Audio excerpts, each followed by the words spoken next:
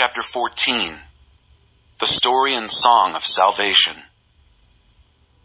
God spoke to Moses, "Tell the Israelites to turn around and make camp at Pi-hahiroth, between Migdol and the sea.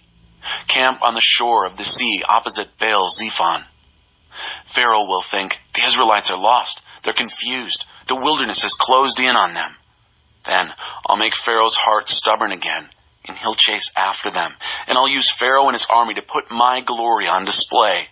Then the Egyptians will realize that I am God." And that's what happened. When the king of Egypt was told that the people were gone, he and his servants changed their minds. They said, "What have we done, letting Israel, our slave labor, go free?" So he had his chariots harnessed up and got his army together.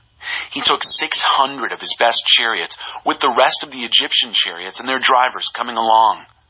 God made Pharaoh, king of Egypt, stubborn, determined to chase the Israelites as they walked out on him without even looking back. The Egyptians gave chase and caught up with them where they had made camp by the sea. All Pharaoh's horse-drawn chariots and their riders, all his foot soldiers there at Pi-hahiroth opposite Baal-zephon. As Pharaoh approached, the Israelites looked up and saw them, Egyptians, coming at them. They were totally afraid. They cried out in terror to God. They told Moses, "Weren't the cemeteries large enough in Egypt so that you had to take us out here in the wilderness to die? What have you done to us, taking us out of Egypt? Back in Egypt, didn't we tell you this would happen? Didn't we tell you, leave us alone here in Egypt? We're better off as slaves in Egypt than as corpses in the wilderness." Moses spoke to the people. "Don't be afraid. Stand firm and watch God do his work of salvation for you today. Take a good look at the Egyptians today, for you're never going to see them again. God will fight the battle for you. And you keep your mouths shut." God said to Moses, "Why cry out to me? Speak to the Israelites. Order them to get moving. Hold your staff high and stretch your hand out over the sea. Split the sea. The Israelites will walk through the sea on dry ground. Meanwhile, I'll make sure the Egyptians keep up their stubborn chase. I'll use Pharaoh and his entire army, his chariots and horsemen, to put my glory on display so that the Egyptians will realize that I am God." The angel of God that had been leading the camp of Israel now shifted and got behind them. And the pillar of cloud that had been in front also shifted to the rear. The cloud was now between the camp of Egypt and the camp of Israel.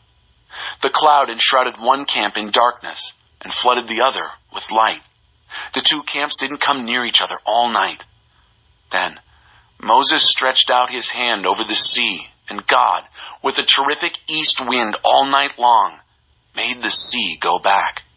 He made the sea dry ground. The sea waters split. The Israelites walked through the sea on dry ground, with the waters a wall to the right and to the left. The Egyptians came after them in full pursuit, every horse and chariot and driver of Pharaoh racing into the middle of the sea. It was now the morning watch. God looked down from the pillar of fire and cloud on the Egyptian army and threw them into a panic. He clogged the wheels of their chariots. They were stuck in the mud. The Egyptians said, "Run from Israel. God is fighting on their side and against Egypt." God said to Moses, "Stretch out your hand over the sea, and the waters will come back over the Egyptians, over their chariots, over their horsemen." Moses stretched his hand out over the sea. As the day broke and the Egyptians were running, the sea returned to its place as before. God dumped the Egyptians in the middle of the sea. The waters returned, drowning the chariots and riders of Pharaoh's army that had chased after Israel into the sea. Not one of them survived.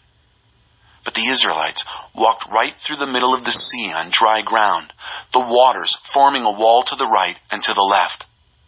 God delivered Israel that day from the oppression of the Egyptians. And Israel looked at the Egyptian dead, washed up on the shore of the sea, and realized the tremendous power that God brought against the Egyptians. The people were in reverent awe before God and trusted in God and his servant Moses.